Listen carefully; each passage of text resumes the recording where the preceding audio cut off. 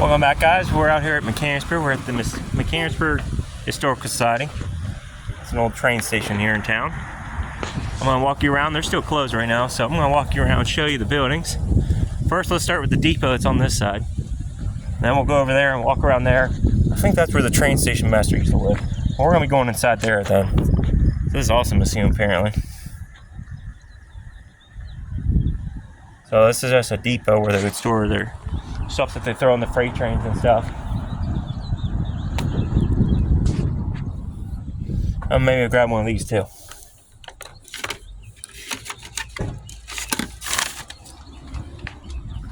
So yeah, this is just a old structure right along the tracks. Machcanisburg full of this history. The only thing about Machcanisburg, it's a main town where basically, well, I was told the wagons were coming through and they would repair the wagons and stuff. So it's a very old historic town. A lot of this industry. We can't go around that side, so we'll go around to the tracks. If this is free, I really ain't got a lot to deal with me. I might go in there. If it's not and it costs something, then I might not be able to go in.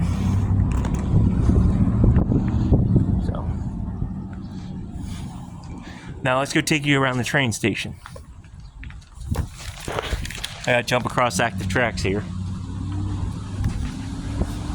Jump alright with.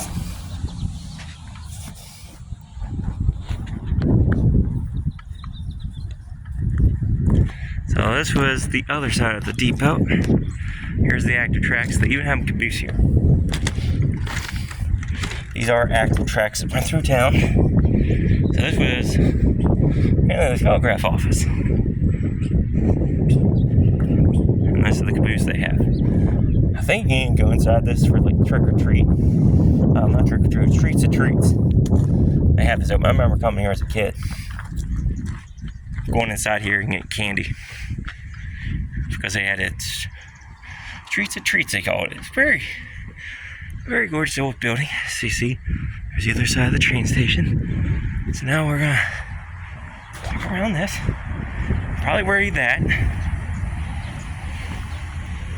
Huh, it looks like they might be open now.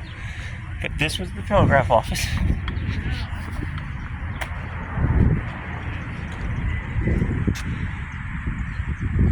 That's the other side of the structure.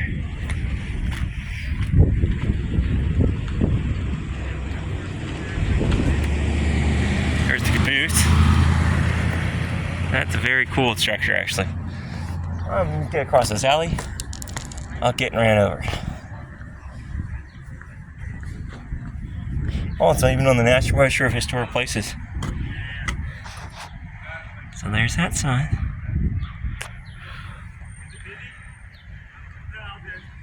So I want to read you this. So this is the Cumberland Valley Railroad. So this is the station right here. I cannot see anything. It's incorporated in 1831. Completed in Lemoyne to Chambersburg, 1837. Eventually Harrisburg to Virginia for over 80 years. Firstly, vital to Valley's economic life, merged into Pennsylvania R.R. Railroad, 1919 passenger station. Station master house here, built in the 1860s. It's a very cool building. So this was around the time the Confederates were here, actually. So this is probably something they seen in town when they captured the town. Because that happened in 1863. Cool old baggage cart. It does appear they are open now, at least the sign says. So let me see if I can find the entrance. So let's get you around the other side. So I do want to show you every inch of the structure.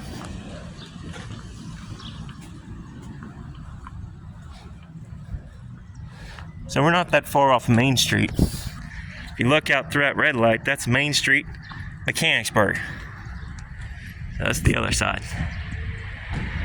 Like I said, it's a cool looking train station. So I'm going to take you inside here and we'll show you around what artifacts they have in there.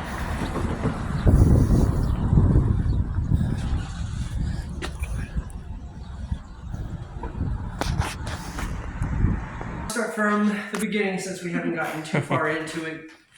This station at the beginning was part of what we call the Cumberland Valley Railroad.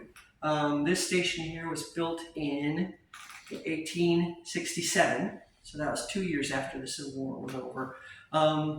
The building next door was actually built a year before this, the station master's house, because they'd have one person to do all the work at the train station, everything from selling tickets to hauling equipment or whatever needed to be done.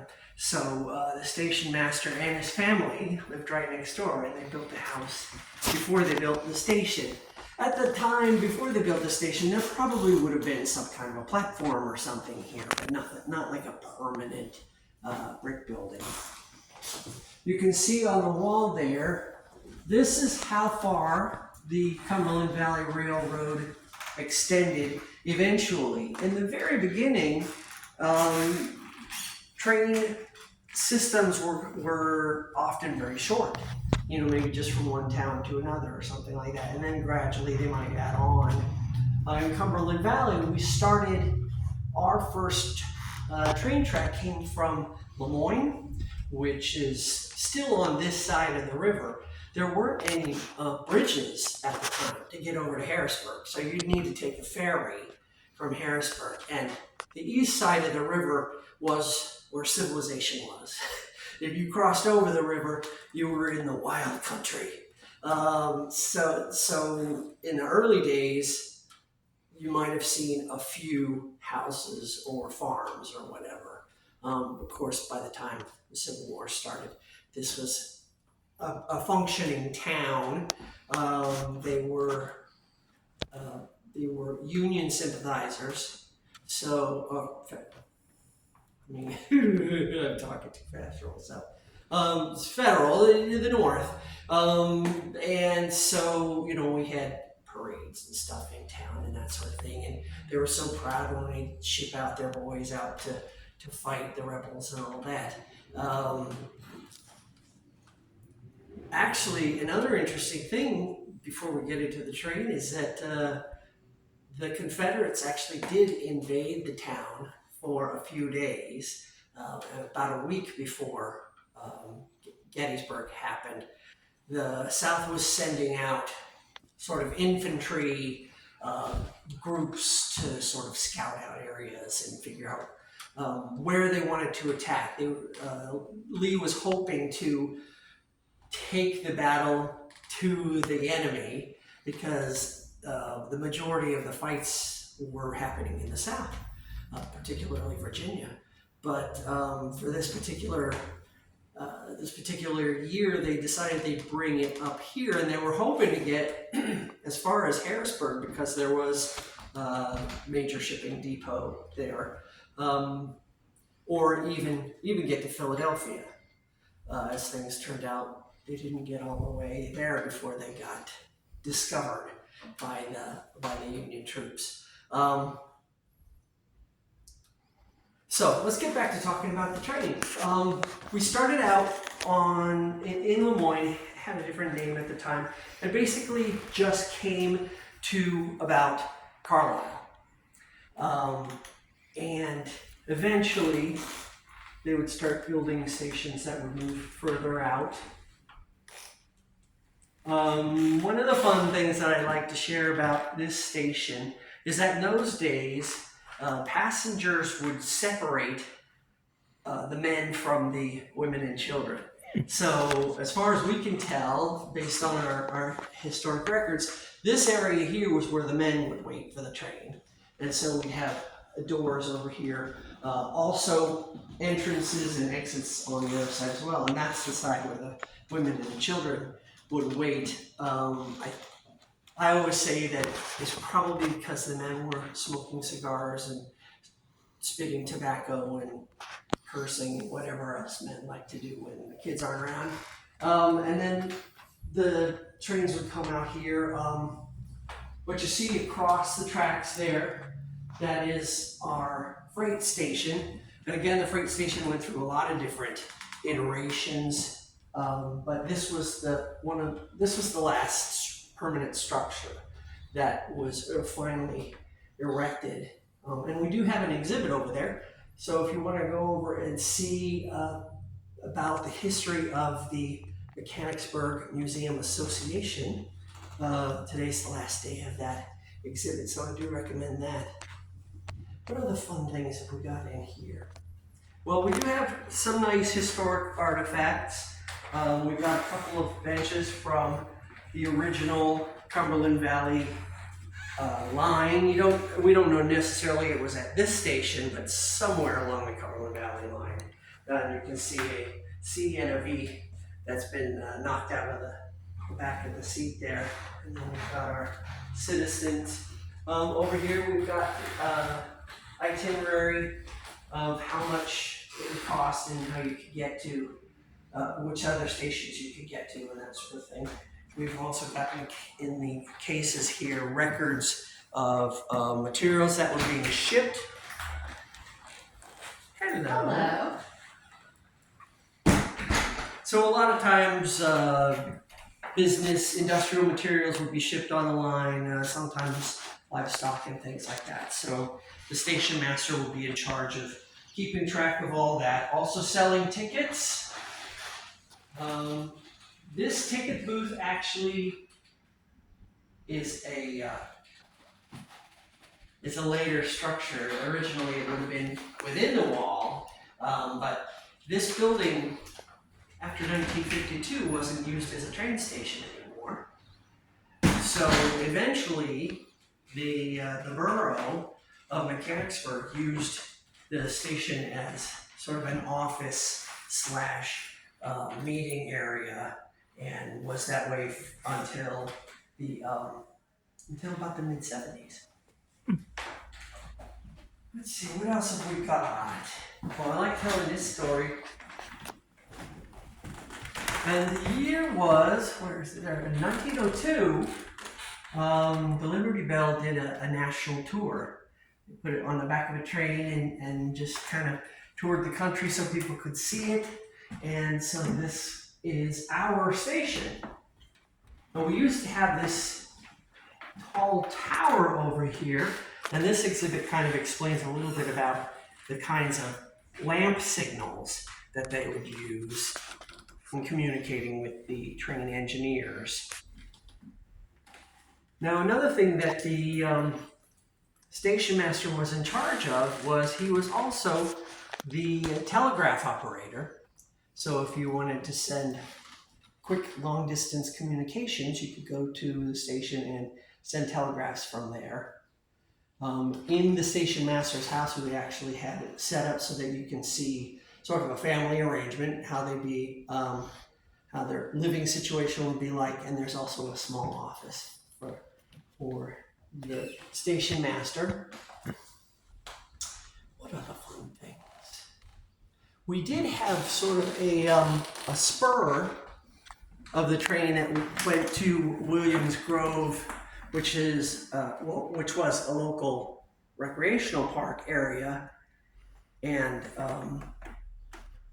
who was it? The Grangers. The Grangers were a farming association, and so every year they'd have like a 2-week-long festival out there, and so people would come by the hundreds, and we'd take them out there for the festivities. So we got a nice exhibit on that. You can see there's a lot of neat sort of milestones up here. So starting with 1831 is when the Cumberland Valley Railroad was first incorporated. Bridgeport is what they called Lemoyne at that time. And eventually they did build a bridge across the river, so the line could go all the way to Harrisburg. And that would have been its starting point with the Cumberland Valley line. But you'll also see that the different train companies were bought up by larger, sort of federally backed train businesses or railroad businesses. So the lines would get bigger and bigger. And that was, again, easier to do with northern train systems because they were using standard gauges for the tracks. So, so we were running passenger trains through this station up until about 1952. And so that means that during World War II, when they were setting up all the naval base over here, the train would have also carried naval equipment and personnel and that sort of thing. But by 1952, the country was really embracing cars. During the Roosevelt era, they would have been expanding. During the Depression, they had these programs where they were having out-of-work men get paid by the government to build highways, and so traveling by car became more convenient than the train. Sometimes I point out to the kids that steam trains, basically their top speed was about 30 miles an hour, and they thought that was really fast.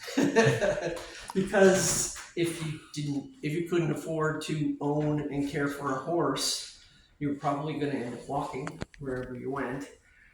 For a long time, that was the mode of transportation.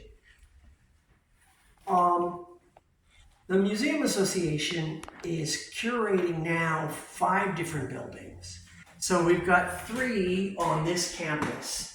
The passenger station, the freight station, and the station master's house. Up the track about a half a mile, there's a small station, almost the size of like one of those bus stands or something like that. And that would have been a commuter station for folks who wanted to take the train either to Harrisburg or into Carlisle. And if you were walking on foot, you would have appreciated that, like not having to walk that extra half a mile or whatever. It doesn't seem like much now. By car. We've also got the Frankenberger Tavern, which you probably saw. It looks like a great big log cabin right on the main street here. The Frankenberger Tavern was built in 1800. Started business in 1801, and I like to point out that that was the same year that Thomas Jefferson became president and started his 2 terms in office. And on Saturdays during the summer, you can visit the Frankenberger Tavern. All of our exhibit spaces are free to visit. And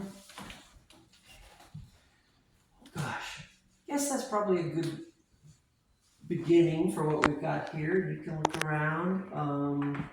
Got some nice photographs. In the next room, we've got photos on the walls of what specific buildings in town looked like, back in the day and what they look like now. So that's kind of fun to do comparisons. Which brings me to the concept of why are we called Machcanisburg? This town actually went through a lot of different names, just kind of trying things out. But eventually, starting with sort of the wagon trains that were going through, headed west, we started to build up a lot of businesses that were geared toward that, like wagon wheel builders or makers, or wagon makers, all the horse equipment that you would need. In fact, that was how the Frankenberger Tavern started out. That was the halfway point between Harrisburg and Carlisle, which were the 2 main cities in this area at the time. And so if you were droving your cattle to one or the other, it would usually take you about 2 days to get from the river to Carlisle and then back. So Frankenberger was strategically placed there by Mr. Frankenberger, thinking, hey, this is where people might like to stop and rest their cattle and that sort of thing. And that was back in 1801, so things had changed a bit by the time the Civil War had started. But yeah, I invite you to go ahead and look at some of the exhibits. Actually, one of the businesses in town that used to make wagon spokes as industry was evolving they started evolving into other businesses because as fewer wagons were being used. So we actually have some baseball bats hanging on the wall, and that was one of the things that they got into making to sort of extend their business. Pretty cool.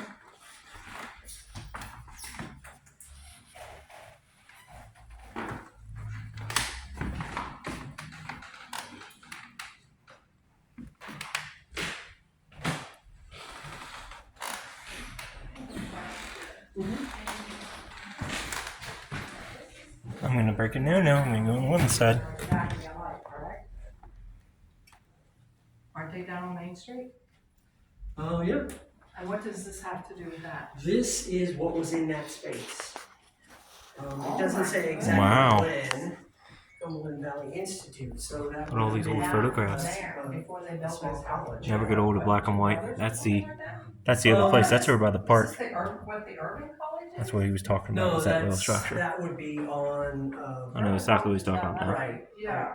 I don't know if we've got a picture of that. We may. Okay. I think this is still on Main Street. Yeah. That's gone. That was sitting where that's at, I think. In what the I might have to do a video on that someday. Mr. Lincoln actually stayed in that cabin when he was going to his Gettysburg address. So he stayed here in Machcanisburg on his way to the address. In 1976, we buried a. And there's a trolley station down the road too. Do you know, did they open it up? We passed that coming here. The first time capsule was 1876, and we have a dedicated case to that in our exhibit next door. But I graduated in 76. There's the picture of the trolley coming down. That's JoJo's actually. Yeah, so they would So if you know have Mechanicsburg, opened that's one- JoJo's Pizza. I think. That used to be a fire station. Yeah. And that's Main Street, Mechanicsburg. Right. From 76. Yeah. So yeah, that's my understanding is that they originally put a time capsule in, and then 100 years later, they opened it up, and then they placed another one to go for the next 100 years. Okay. We lost our song. Yeah. Sometimes the sticky loses its sticky a little bit. No, the train station over there, he wants to go over to the trains. He's a real fascination. I have a fascination with the old building.